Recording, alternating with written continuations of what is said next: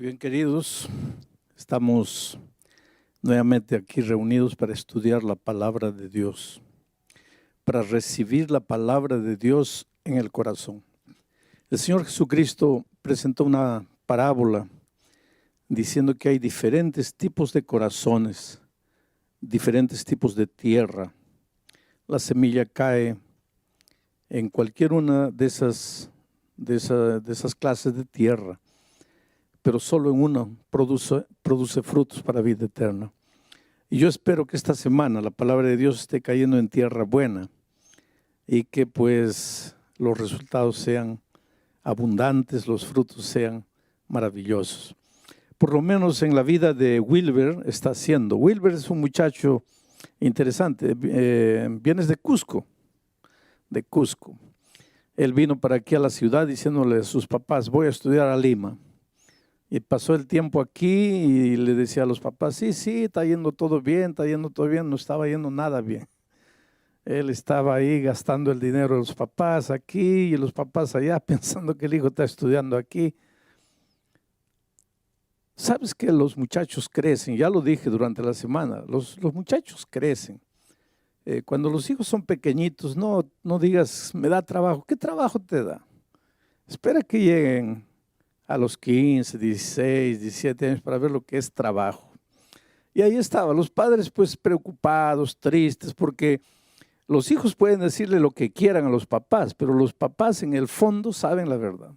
Presienten, Dios nos ha dado, yo diría, un séptimo sentido, capaz de saber cuando el hijo no está feliz, cuando el hijo está mintiendo, cuando el hijo no está diciendo la verdad.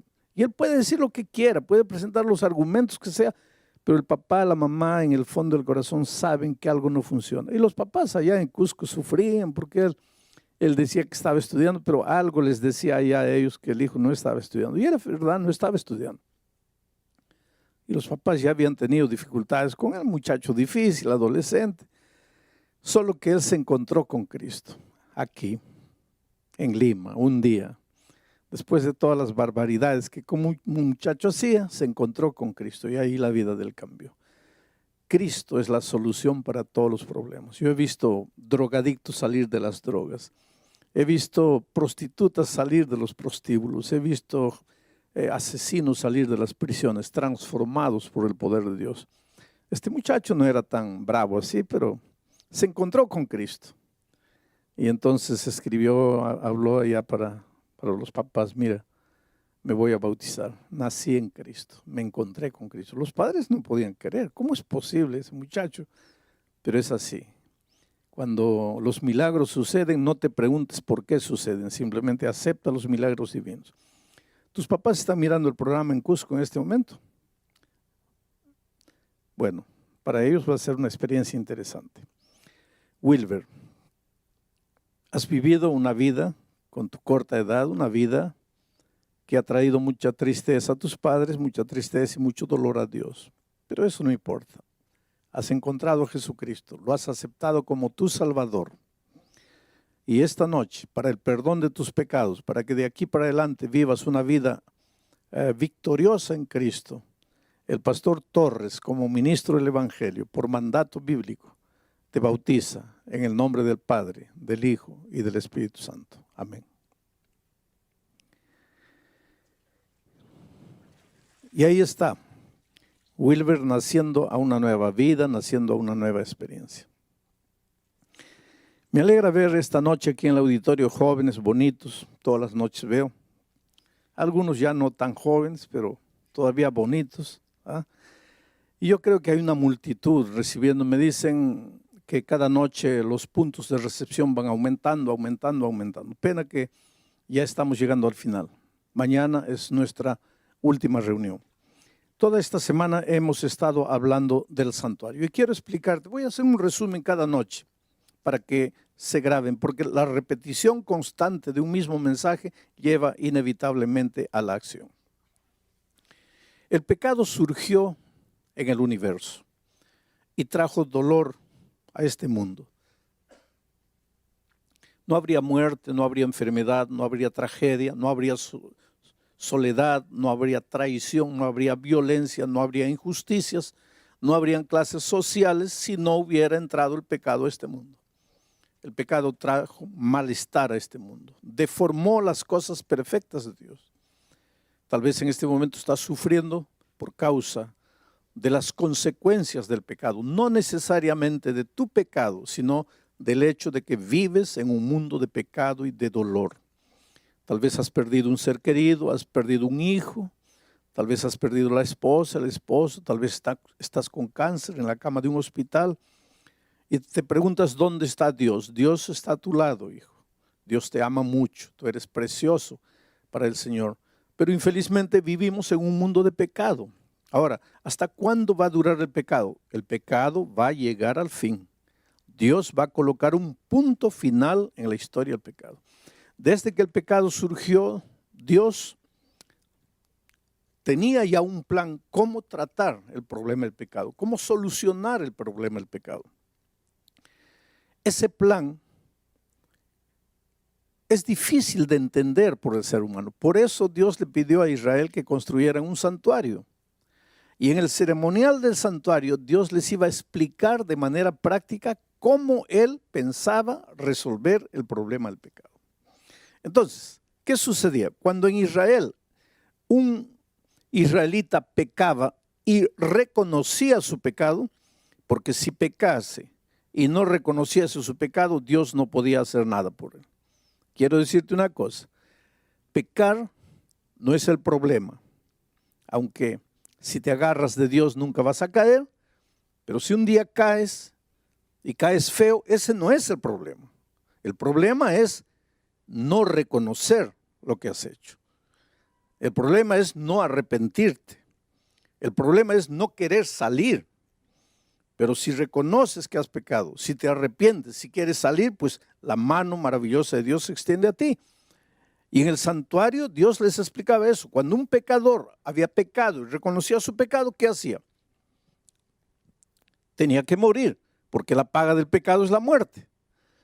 Pero él tenía una opción de no morir. Llevaba un cordero al santuario y colocaba ese cordero en el altar. Ese corderito era un corderito literal para Israel, pero ese corderito simbolizaba al Cordero de Dios que un día sería sacrificado en la cruz del Calvario al Señor Jesucristo. Pero para que Israel entendiese, el israelita pecador que reconocía su pecado llevaba el corderito.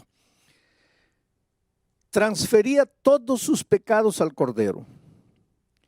Y ahora, el cordero tenía que sufrir las consecuencias del pecado de él que había transferido para el cordero. Y entonces el israelita sacrificaba el cordero. La sangre se esparcía. El animal agonizaba y finalmente moría. Ahora el israelita estaba libre de la consecuencia de su pecado. Él ya no tenía que preocuparse, porque ahora su pecado había sido transferido y el corderito había muerto por el pecado de él. Él, como pecador arrepentido, estaba libre del pecado. Pero la pregunta es, ¿y qué pasaba con el pecado? El pecado no se evaporaba. Para él, para el pecador, estaba solucionado, pero el pecado continuaba, porque recuerden que el sacerdote mojaba su mano con la sangre y manchaba los cuernos del altar y derramaba el resto de la sangre ahí, en el santuario. O sea, los pecados todavía estaban registrados. Para el pecador arrepentido estaba todo solucionado. Él ya no tenía nada que preocuparse. Pero los pecados todavía estaban registrados en el santuario. Y una vez por año tenía que purificarse el santuario. O sea, los pecados tenían que salir del santuario e ir al verdadero autor de los pecados, al causante de los pecados, al originador de los pecados. Por eso en el día de la expiación, que era el día de la purificación del santuario de Israel, después de la ceremonia, de los sacrificios y todo, se escogía 2 machos cabríos, uno representando a Dios y otro representando al diablo. Y después del ceremonial del sacrificio, simbólicamente todos los pecados de todos los israelitas, de todo el año, que habían sido transferidos al santuario a través de la sangre de los sacrificios, ahora eran transferidos al macho cabrío dedicado a Satanás. Y él era suelto al desierto y llevaba simbólicamente esos pecados, y el pobre moría allá en el desierto. ¿Qué estaba queriendo decir Dios? Que tú pecaste y la consecuencia del pecado es la muerte, pero tú estás libre de la consecuencia del pecado, que es la muerte, al transferir tus pecados para Cristo. Pero Cristo no pecó, y aunque murió por tus pecados, el verdadero causante del pecado tiene finalmente que pagar por lo que hizo. Y eso va a suceder en el milenio. Y finalmente, cuando terminado el milenio, Cristo venga y el enemigo pues muera por causa de todos los pecados que originó en toda la historia del mundo. Ahora, voy a leer un texto que es el primer texto de esta noche, que nos va a ilustrar lo que estoy diciendo. Miren lo que dice. El capítulo 10 de Hebreos, perdón, el capítulo 9 de Hebreos. A partir del versículo 23, mira lo que dice. Fue pues necesario que las figuras de las cosas celestiales, ¿cuáles son las figuras de las cosas celestiales? El santuario de esta tierra, porque el santuario de la tierra fue construido siguiendo el modelo del santuario del cielo. Entonces, mira lo que dice el autor de Hebreos. Fue pues necesario que las figuras de las cosas celestiales fuesen purificadas así. ¿De qué manera? De esa manera que acabo de explicar. Pero las cosas celestiales mismas tienen que ser purificadas con mejores sacrificios que estos. Porque no entró Cristo en el santuario hecho de mano, figura del verdadero, sino que Cristo entró en el cielo mismo para presentarse ahora por nosotros ante Dios. Y no para ofrecerse muchas veces, como entra el sumo sacerdote en el lugar santísimo cada año con la sangre de los animales. De otra manera, le hubiera sido necesario a Cristo padecer muchas veces desde el principio del mundo. Pero ahora, en la consumación de los siglos, en nuestros días, se presentó Jesús una vez para siempre por el sacrificio de sí mismo para quitar de en medio el pecado. Entonces aquí está el texto claro, no necesito comentar. El texto dice así: en esta tierra las figuras del santuario del cielo eran purificadas, como les he explicado, con el macho cabrío y todo. Pero en el cielo también tiene que ser purificado el santuario. ¿Por qué? Porque el israelita, cuando quería ser perdonado de su pecado, transfería su pecado para el cordero. El cordero era sacrificado, la sangre manchaba el santuario y una vez por año tenía que ser purificado. Pero cuando nosotros pecamos, no transferimos nuestro pecado al cordero, sino al Señor Jesucristo. Y el Señor Jesucristo murió, pero Él no pecó. Murió por nuestros pecados.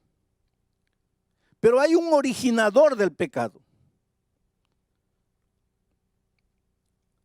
Y ese originador del pecado va a tener que pagar.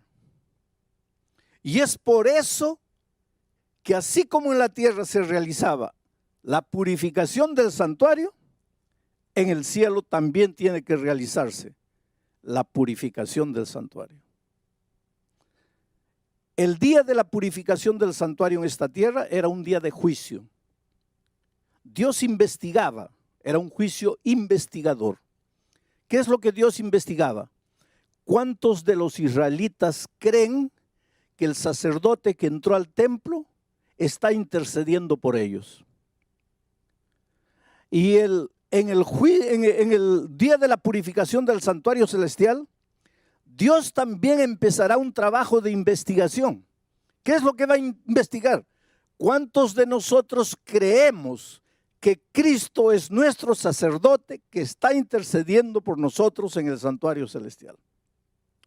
Cristo era simbolizado por el Cordero en el sentido de morir por el pecado.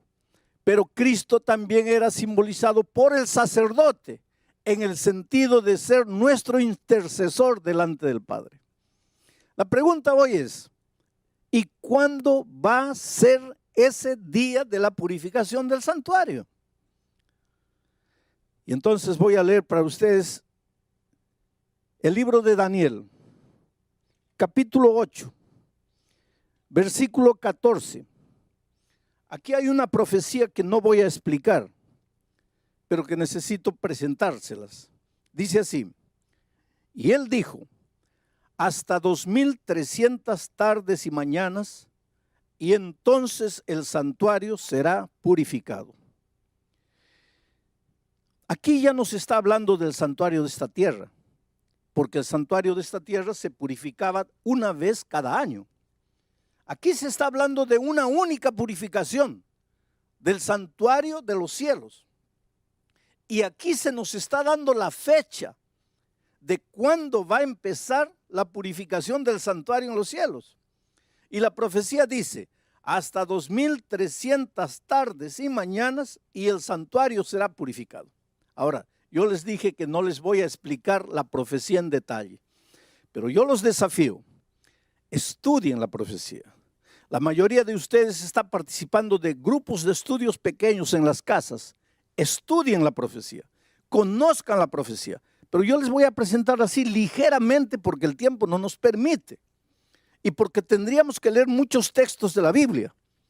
Pero si ustedes ven el capítulo 9 de Daniel, ustedes van a ver ahí otra profecía que nos indica cuándo comienza ese periodo de 2300 tardes y mañanas. Quiero decir que una tarde y una mañana es un día y que bíblicamente en el lenguaje profético un día simboliza un año. En otras palabras, esta profecía está diciendo, cuenta 2300 años y ahí el santuario va a ser purificado.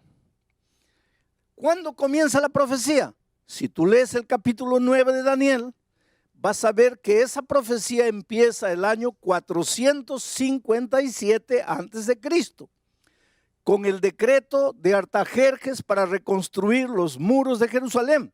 Está todo explicado ahí.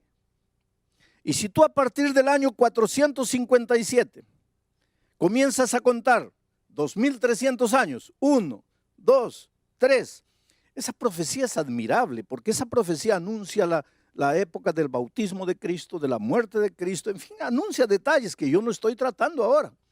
Pero si tú vas contando 1, 2, 3, vas a ver que 2300 años termina exactamente el 22 de octubre de 1844. ¿Qué año estamos ahora? Año 2014. Entonces, no es mucho tiempo atrás. El 22 de octubre de 1844, de acuerdo a esta profecía, comenzó la purificación del santuario celestial. O sea, el Señor Jesucristo empezó el juicio investigador de las naciones. O sea, el Señor Jesucristo empezó a ver quién en la tierra confía en Él como su abogado defensor en las cortes celestiales. ¿Quién en la tierra cree que Él ha sido la víctima que ha muerto para sustituir el pecado del pecador? En estos momentos, a partir del año 1844, de acuerdo a esta profecía, todos estamos siendo juzgados, pero juzgados en base a cuánto confiamos en el Señor Jesucristo como nuestro sacerdote. Hoy vivimos en tiempos especiales. Nadie puede jugar con el tiempo en que vivimos. ¿Y qué pasará cuando termine el juicio de las naciones? Cristo volverá para cumplir su promesa y ahí sucederá lo que está simbolizado en eso de que los pecados son transferidos al macho cabrío que representa al diablo. Entonces, cuando Cristo venga, sucederá todo eso. Pero estamos viviendo en días en que nosotros tenemos que depositar nuestra confianza en Cristo, porque en el juicio Dios está investigando si yo creo en Jesucristo o no, si yo creo que Él ha muerto por mí o no, si yo creo que Él es mi abogado defensor en el reino de los cielos o no, si yo creo que Él está intercediendo por mí o no. Eso es lo que está siendo juzgado. Por eso la Biblia dice, hoy es el día de buena nueva. Hoy es el día de salvación. Ahora, lo que poca gente sabe es que el 22 de octubre de 1844 sucedieron dos cosas en el universo. Una cosa sucedió en el cielo. ¿Qué es lo que sucedió en el cielo? Empezó la purificación del santuario celestial. Empezó el juicio de las naciones. Y la otra cosa sucedió en la tierra. ¿Qué es lo que sucedió en la tierra? Dios levantó un grupo de mensajeros. Dios levantó un grupo de seres humanos con un mensaje especial. ¿Por qué? Si en 1844 estaba empezando el juicio investigador y en la tierra nadie sabía, pues nadie se prepararía. Entonces, para que los seres humanos se preparen para ese evento glorioso, al mismo tiempo que en el cielo empezó el juicio, empezó el día de la purificación, en la tierra Dios levantó un pueblo. Y esa profecía está registrada aquí en el libro de Apocalipsis 14, a partir del versículo 6, y les voy a leer, dice así: vi volar por en medio del cielo a otro ángel. En el lenguaje profético, un ángel simboliza a un mensajero. Vi volar en el medio del cielo a otro ángel que tenía el evangelio eterno. Un mensajero que predica el evangelio, que tenía el evangelio eterno para predicarlo a todos los moradores de la tierra. ¿Por qué a todos los moradores de la tierra? Porque todos iban a ser juzgados. A toda nación, tribu, lengua y pueblo, diciendo a gran voz: temed a Dios y dadle honra, porque la hora de su juicio ha llegado. ¿Te das cuenta? En 1844 Dios comenzó la purificación del santuario celestial. Empezó el juicio de las naciones, pero en la tierra nadie sabía. Entonces, en esa misma época, Dios levanta un grupo de mensajeros, de seres humanos, proclamando el evangelio eterno. Querido, el evangelio es eterno. No hay un evangelio del Antiguo Testamento y otro evangelio del Nuevo Testamento. No, porque el evangelio es único y es eterno. No hay un evangelio de la gracia y un evangelio de las obras. No, porque el evangelio es único y es eterno. Hay mucha gente que piensa que en el Antiguo Testamento las personas se salvaban por las obras, por la ley, por la obediencia, y que en el Nuevo Testamento las personas se salvan por la gracia, por la fe en Jesucristo. Eso no es verdad. Cuando los israelitas llevaban un corderito al santuario para sacrificarlo, ¿qué estaban creyendo ellos? ¿Que sus obras y su obediencia los salvaba? No. Estaban depositando su fe en el Cordero, en la gracia de Cristo, porque ese Cordero simbolizaba el Cordero de Dios que quita el pecado del mundo. Por lo tanto, ese grupo de mensajeros aparece en 1844 para proclamar el evangelio eterno dentro del contexto del juicio. Si tú quieres encontrar a ese pueblo, tienes que buscar un pueblo que predique el evangelio eterno. Y el evangelio tiene dos lados. Mira, el evangelio tiene la causa. ¿Cuál es la causa de la salvación? Cristo, la gracia maravillosa de Cristo, la fe en el Señor Jesucristo. Esa es la causa de la salvación. Pero el evangelio eterno también predica el resultado de la salvación. ¿Cuál es el resultado de la salvación? La obediencia. ¿Obediencia a qué? A su santa ley, a sus principios eternos. Los principios son eternos. Entonces el evangelio, para ser completo, tiene que predicar primero la causa, la gracia de Cristo. Segundo, el resultado, la obediencia. Y eso todo es evangelio eterno. Y si tú quieres encontrar hoy día en la tierra a ese pueblo simbolizado por ese grupo de mensajeros, tienes que encontrar un pueblo que predique la salvación por la gracia de Cristo, pero el resultado de la salvación como obediencia a los eternos principios de Dios. Y que además de eso, predique el tema del juicio, predique la purificación del santuario, predique que en 1844 empezó el juicio de las naciones. Ahora, querido, no tengas miedo del juicio. No tengas absolutamente miedo del juicio. Yo estaba en Estados Unidos el otro día y estaba pasando por la calle y vi a una niña de unos 16 años con una cartulina escrita así y decía así: yo soy una ladrona, yo robé a esta tienda. Y estaba en la puerta de la tienda, en la esquina ahí. Yo soy una ladrona, yo robé a esta tienda. Yo fui y hice las cosas que tenía que hacer y al volver paré en el puesto de gasolina. Y le pregunté al dueño del puesto: ¿qué hizo esa chica? ¿Por qué está así? Ah, dice, porque ella robó aquí. Y el juez la condenó, pero le dijo: tú escoge, o vas a la cárcel o te paras durante 15 días en la esquina con esa cartulina para que aprendas a no robar. Y entonces la chica prefirió quedarse en la puerta. Yo soy una ladrona, yo robé en esta tienda. Y entonces yo le digo al dueño del puesto de gasolina: ¿quiere decir que ella ya arregló, ya está su deuda pagada con esa? Y él dice: no está pagada la deuda. Porque ella después va a tener que trabajar en este puesto un mes para pagar lo que robó. Interesante. Todo pecado tiene su consecuencia y hay que pagarla. Pero no está resuelto. Y eso es lo que sucede en el santuario. Cuando confesamos el pecado a Dios, estamos perdonados y salvos en Cristo. Tú no tienes que tener duda de que ya estás salvo en Cristo.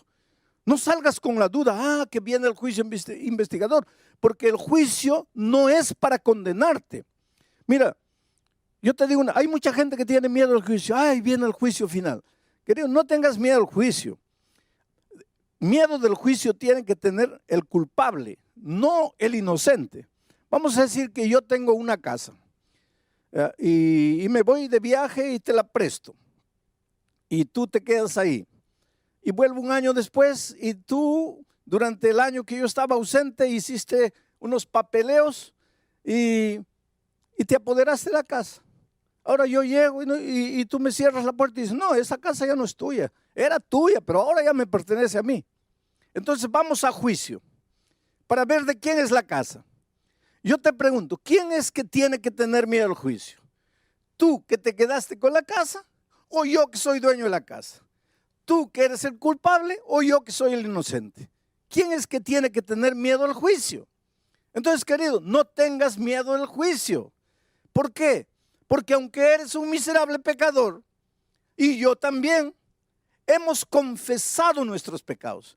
Hemos transferido nuestros pecados a Cristo. Él ha muerto por nosotros. Y ahora, como el sacerdote lo hacía antiguamente, Él está allá en el cielo, intercediendo por nosotros.